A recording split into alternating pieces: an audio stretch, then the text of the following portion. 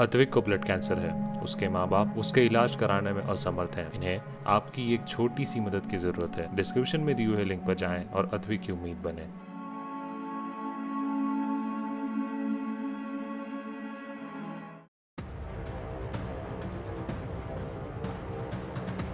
बाबा रामदेव जो हर दिन एक नए विवाद को जन्म दे रहे हैं। पहले एलोपैथी पर निशाना साधकर उन्होंने एलोपैथी वर्सेस आयुर्वेद के बीच जंग छेड़ दी और अब बाबा रामदेव ने ज्योतिष और ज्योतिषियों पर निशाना साधा है, जिससे हरिद्वार से लेकर काशी तक के ज्योतिष नाराज हो गए हैं। दरअसल योग शिविर में आए लोगों को योग के दौरान संबोधित करते हुए रामदेव ने कहा कि सारे मुहूर्त भगवान ने बनाए हुए हैं। ज्योतिषी काल घड़ी मुहूर्त के नाम पर बहकाते रहते हैं।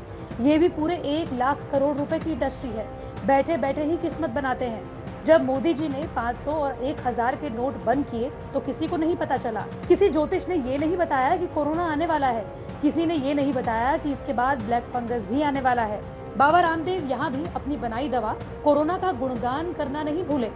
उन्होंने कहा कि किसी ने ये नहीं बताया कि कोरोना का समाधान बाबा रामदेव कोरोनिल से देने वाले हैं। मैं तो विशुद्ध रूप से हिंदी और संस्कृत बोलता हूँ। बीच बीच में अंग्रेजी बोलने वालों को भी ठोकता हूँ, क्योंकि ये बोलते थे कि हिंदी और संस्कृत बोलने वाला बड़ा आदमी नहीं बन सकता।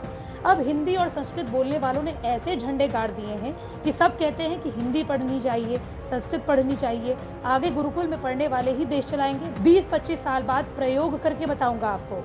हालांकि वहीं दूसरी ओर कोरोनिल दवा पर आईएमए ने बड़ा प्रश्न चिन्ह लगाया है।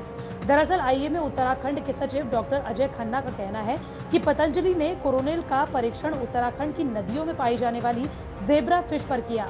इस प्रकार की जानकारी खुद पतंजलि ने पाइथो मेडिसिन जर्नल में छपे अपने शोध पत्र में बताई।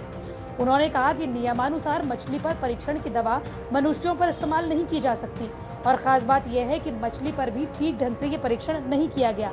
मछली को कोरोना संक्रमित करने के बाद कोरोनिल दी जानी चाहिए थी ताकि पता चल सके कि कोरोनिल का वायरस पर कुछ असर हुआ या नहीं, लेकिन ऐसा कुछ नहीं किया गया। बहरहाल बाबा रामदेव ने ज्योतिष पर जो बयान दिया है उससे कई ज्योतिषाचार्य नाराज हैं। उनका कहना है कि बाबा अनर्गल बयानबाजी कर रहे हैं। आयुर्वेद और योग के साथ ही ज्योतिष भी हजारों साल पुराना है।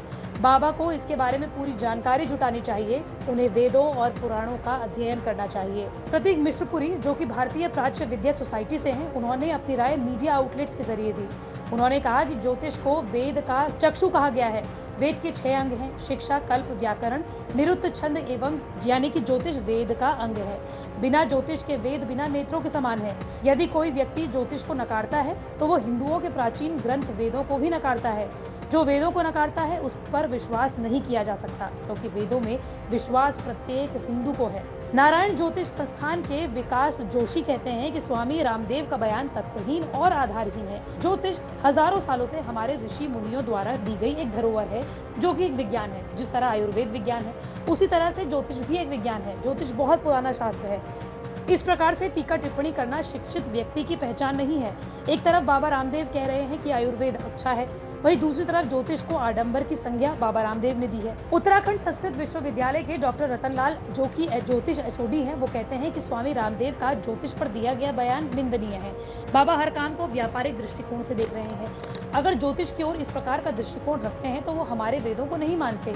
योग गुरु रामदेव आर्य समाज संप्रदाय से संबंध रखते हैं। आर्य समाज में वेद को प्रधानता दी गई है। बाबा रामदेव ने आयुर्वेद के प्रति अच्छा कार्य किया है, लेकिन इस प्रकार के बयान उन्हें शोभा नहीं देता। बता दें कि इससे पहले कई मौकों पर बाबा रामदेव ज्योतिष पर कई बार हमला कर चुके हैं। हालांकि इस बार बाबा रामदेव कई संस्थाओं के निशाने पर आ गए हैं, पहले एलोपैथी और अब ज्योतिष। वहीं सोशल मीडिया पर भी बाबा रामदेव को लेकर लोगों की राय 2 भागों में बटी हुई नजर आ रही है। विरोध करने वालों का कहना है कि बाबा रामदेव कथित रूप से व्यापारी हैं और बाबा के वेश में लोगों से योग और पुरातन पंथी की आड़ में अपने धंधे की बातें करते हैं।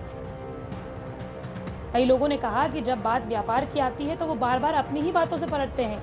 कई लोगों ने बाबा रामदेव के पुराने वीडियो शेयर कर उनको याद दिलाया कि कैसे वो अपनी बातों से पलटी मारते रहे हैं। लोगों का कहना है कि कभी बाबा रामदेव जीन्स का विरोध करते थे। वो कहा करते थे कि जीन्स पहनने से खुजली होती है, टाइट जीन्स पहनने के लिए बहुत मेहनत करनी पड़ती है, शरीर में पसीने होते हैं। वो पूछते थे कि इतनी गर्मी में उसको पहनने का मतलब क्या है। लेकिन बाद में बाबा रामदेव खुद पतंजलि की जीन्स मार्केट में ले आए। इतना ही नहीं, कटी हुई, जिसे कि हम श्रेडेड जीन्स के नाम से जानते हैं, उसका भी उन्होंने मजाक उड़ाया, लेकिन उसे भी वो अपनी कंपनी की ओर से लाए। लोग ऐसे ही मजेदार वीडियो शेयर कर उन पर सवाल उठा रहे हैं सोशल मीडिया के जरिए।